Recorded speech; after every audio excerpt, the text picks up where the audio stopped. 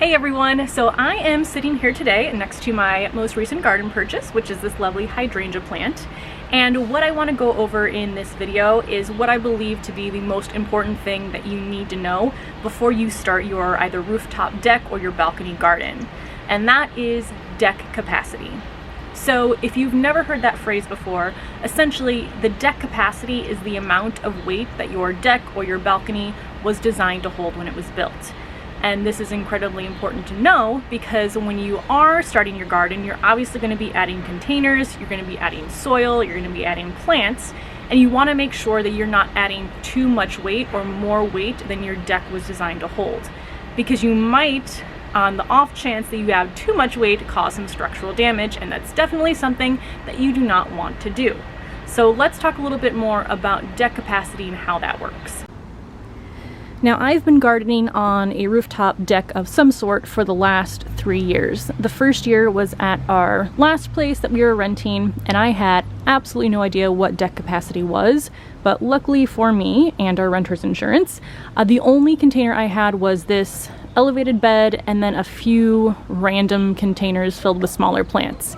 But when we moved to the place that we purchased 2 years ago, I knew that I wanted to expand the containers. So now I have not just one, but 2, 3, 4 elevated beds and a bunch of grow bags. So I basically knew that whatever was going to happen on this deck was going to weigh a lot more than what we had on our previous deck. So when we moved into our current home, the first thing I did was contact a local garden design center and spoke with them about creating some sort of rooftop garden deck. And the very first thing they asked me was, what is the deck capacity? So this was the first time I was really introduced to that term, and they essentially told me that what they recommend as the minimum is 60 pounds per square foot.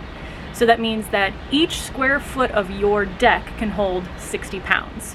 So obviously that's the minimum. A higher number would be better. So if it can hold 70, 80, 90 pounds per square foot, that means it can hold even more weight. But the minimum that you want to shoot for before you start creating your garden is going to be that 60 pound per square foot threshold. Now again, that's for each square footage of your deck. So let's say that you have a 10 by 10 square foot deck. So 10 by 10 is 100 times 60 is 6,000. So that means that your entire deck can hold 6,000 pounds when you do that math. So it is important again to know what those numbers are so that you can keep that in mind when you're planning out your garden and what types of containers, how large of plants that you're going to have. One thing that is important to point out is that this capacity, so let's say it's again that 6,000 pounds, it's not meant to hold it all in one spot on the deck. So I wouldn't want to put all of my elevated beds right in the center of the deck. You want to make sure that you're spreading that weight out across the deck because it doesn't want to bear all of the load just in one spot. That again could lead to some structural damage overall with your deck. So you know you need to know your deck capacity, but what do you do if you have absolutely no idea what it is? Which again, I had no idea when we moved in here.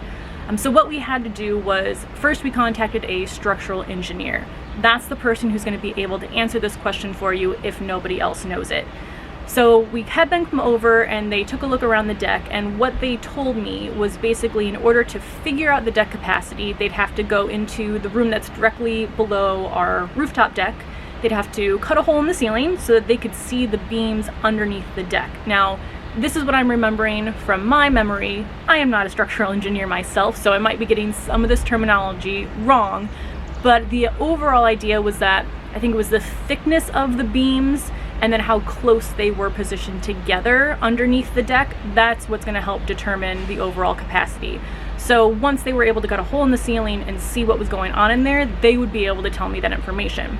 So I asked them, how much is this going to cost? And I think the quote was $500, which is a lot of money, and a lot of money that I didn't necessarily want to spend.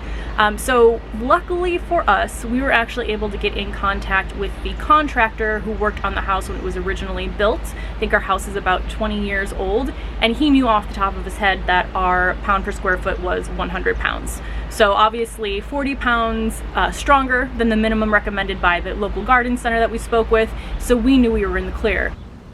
So knowing that our deck can handle 100 pounds per square foot, that meant I'm pretty confident in adding the raised beds that I have. I could probably even add in a couple more. But if you either don't know your deck capacity, don't want to spend the money to figure it out, then I would recommend sticking with grow bags or as lightweight containers as you could find, because with the grow bags, I mean, they essentially weigh nothing. So what's going to have the most weight in your garden is going to be your wet soil. Again, the plants, some of them might get pretty big, but they don't weigh a ton. So if you can stick with lightweight containers, just have to worry about the moist soil, and then you should be in the clear. But again, just to be safe, you definitely want to check with somebody who might either have the information about your deck capacity or a structural engineer who can figure that out for you. So that is everything for today. Thank you so much for watching, and I hope you found this video helpful. I know that for me it was something I had no idea was even a concept that existed when I started gardening, so I'm hoping that I can spread the word and help some other people out. But other than that, I hope you enjoy the rest of your day. Thank you so much, and I will see you in the next video. Bye.